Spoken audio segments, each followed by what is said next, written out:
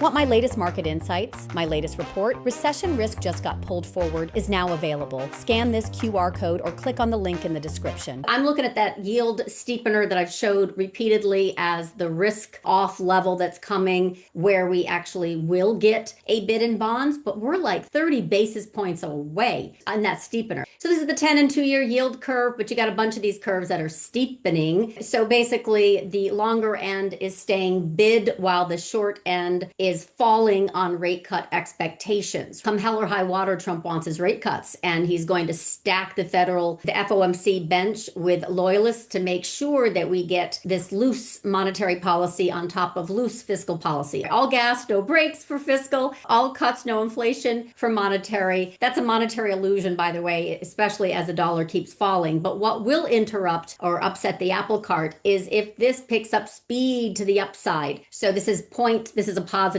by the way, 0.64 basis points for those who are in fixed income. This is when they did their cut of 50 basis points back here, just after it had uninverted. Anyway, long story short, we get some pickup in this indicator. It's going to be absolutely tested this Friday and next week on the 9th, not to mention the FOMC on the 17th, the rate decision. If this starts to pick up speed to the upside, it will be a headwind to equities. But bonds are definitely, US, not so safe yet. I think we need to get, and I said this in December, right? This is literally this bull steepener, which is not even a bull steepener because we're now moved from monetary dominance to fiscal dominance. So this is going to steepen, but not necessarily bonds get bid. We're actually going to have, I think, the flip where this steepens and bonds stay very weak and don't get bid until about 90 basis points positive. Anyway, we'll see what happens in the next literally 2 weeks as it relates to employment. But the rest of the world is definitely seeing the inflationary impact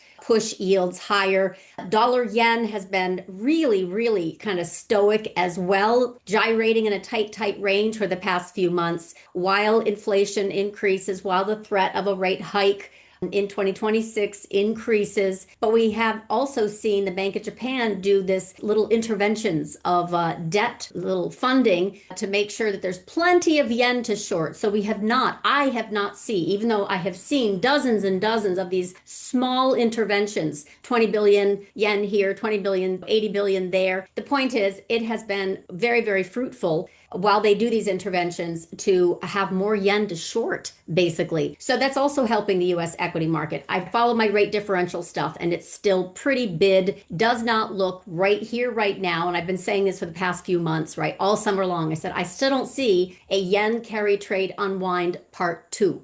I'm specifically looking for when that happens, and right now we don't have it. So yes, yields are moving strongly higher in Japan. There will be something that breaks, but it is not front and center. And our bonds right now are not getting bid. I am still not a bond bull, as you know, and I'm also not Russell 2000 bull either. I'm the anti-Tom Lee. So I think they're kind of two sides of the same coin. So I'm not excited about getting in front of that train as it relates to betting on a bond spike. I think the steepener is a better tell. Join Samantha and Hans at the next Macro to Micro Options Power Hour, held each Wednesday at 4 p.m. Eastern Time. Registration is free. Scan this QR code or click on the link in the description. Watch the full Options Macro to Micro Power Hour episode by clicking on the video here and subscribe to LaDucTrading YouTube channel for more content.